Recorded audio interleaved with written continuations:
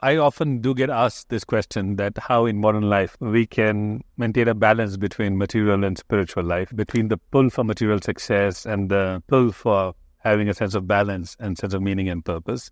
Let me begin by saying this to you, that the question is not necessarily a new question. There has always been nature of this duality, a pull towards engaging with and being surrounded by the material world or the pressures of the material world, whereas on the other hand, having the pull for a more spiritual way of being or more a sense of meaning and purpose, taking a more fulfillment-based approach. So why I'm framing this for you like this is because this is not a modern inquiry. Even in ancient times, there were any ancient culture you can look at, right? So there was the householders that ruled the countries and lived amongst common people, and there was the ascetic and the saints that pursues the path of spirituality and spiritual evolution. So to that extent, the question is not new. The question that becomes is, what is so unique to the life of today that we need even more to pay attention to finding the sense of meaning and purpose? Let me begin by asking, why even have this inquiry? Why to look for a sense of meaning and purpose? Why even think about going beyond material possessions and all of that? The answer to that is that the sense of peace, tranquility, and well-being that you experience within you, moment by moment, when you are living a life from a place of meaning and purpose, an expression of that as service is way more profound than just being on a hedonic treadmill. A lot of material things in life are like being on a hedonic treadmill. Let me explain what hedonic treadmill means. It means being on a treadmill where the faster you run, the more energy you consume, but you don't go anywhere. You're still running on that treadmill. Like I say, you can win in the rat race, but you're still a rat. Just the rat that won the rat race. You haven't become a bird that can fly with freedom and see the world around outside the cage. So hedonic pleasures or the hedonic treadmill of material success is every time you want to accomplish something, you want more. In fact, there is research in this. Every time you make more money by 12%, how much more you want goes up by 25%. So it's like that proverbial carrot that keeps hanging in front of your head and you can touch it, right? So having is like that. It is a state of being where you want to have. The more you have, the less you enjoy it. Like I give you an example of this big bowl of ice cream. The first spoon is delicious, but if you have to eat the whole bowl, you will fall sick. So the question then becomes is, if hedonic pleasures we get used to very quickly and the pleasure that we get out of it, what might we look at as another way of being where our sense of well-being and joy is deeper and deeper and deeper? So the way I frame this is ascending levels of happiness, or ascending levels of joy, or ascending levels of fulfillment. At the bottom is what I call the pleasant life. You go out and seek pleasures. I want this type of material wealth, I want this type of body, I want so on and so forth.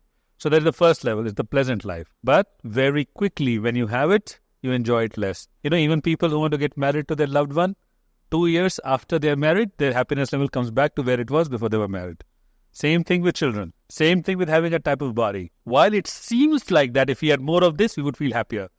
But very quickly, our baseline comes back to where we were. So the next level of happiness, and I will not go through all the level, I want to make it brief. I will skip a few. That next level of happiness is that comes from doing things that give you positive engagement. That means you engage with others. That means interacting with others nurtures us and nurtures them as we contribute to them. So we express our social needs to be cared for, to be taken, to feel that sense of safety and nurturingness that comes from being well integrated into the society, having a family, having friends, having faith, a sense of fun, right? That is the next level of well-being or joy. It lasts a little bit longer. Pleasure goes away instantaneously. The moment the spoon is gone, the pleasure is gone. The sense of being connected to people in your life stays a little bit longer. So what that means is, you want your joy to last a little bit longer, choose meaningful relationships over ice cream. Or have ice cream with people that you have a meaningful relationship with, okay? You get best of both worlds. The next level of happiness comes from doing meaningful work, having a sense of meaning and purpose, where the way you live your life makes you realize I matter. What I do matters. So I am doing meaningful work. There's a legacy I am working on. So that's the next level of sense of joy and fulfillment. What that does is, even when your things are not going well for you, you have this overarching feeling of well-being. Okay, maybe I had a bad day, bad month, bad year. But overall, what I'm committed to fulfilling is something that's extraordinary. I am being consumed in service of something larger than myself. That's the sense of meaning and purpose that you get. And that lasts throughout your life, regardless of whatever your scorecard may look like. Then above that comes the sense of freedom that comes from realizing the true nature of life, true nature of impermanence of everything around you, people, relationships, body, experience, and so on and so forth, where you can have a more observer view. You can see the world, you can engage with it without craving to hold on to it, without having to hold on to the pleasures of life that will not be there in future, without holding on to the type of body that you will not have in the future, without holding on to a relationship that may or may not last your entire lifetime.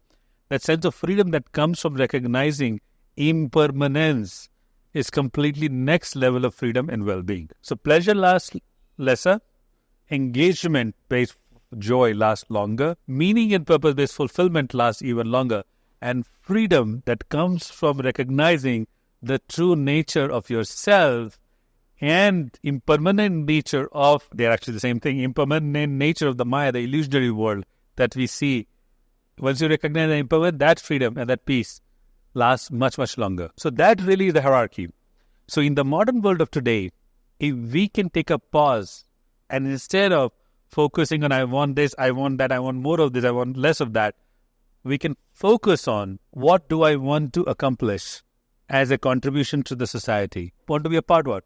The way I say this, the test is like this.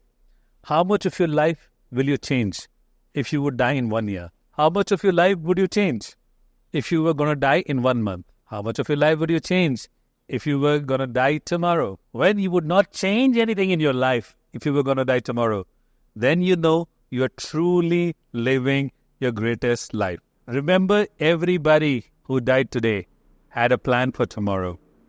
Everyone that's going to die tomorrow has a plan for day after tomorrow. So letting go of this attachment, that ego-driven sense that you are absolutely sure that there is a tomorrow which you're living into, and access that level of freedom. If I was going to die tomorrow, what would I want to be doing today? Living from that sense of power is living a life powerfully, living a life you love, and living your greatest life.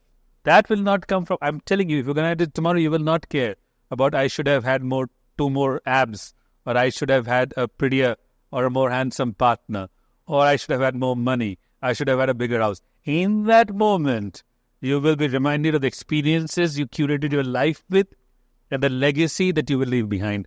When that is the source of choices you make about your life, you have the capacity to disengage from the distraction and the materiality of life to focus on what truly matters. Do what you do with the gusto and the commitment that this is the last opportunity to do it. And you will be judged for your entire life by this action. And do it with commitment that will last forever.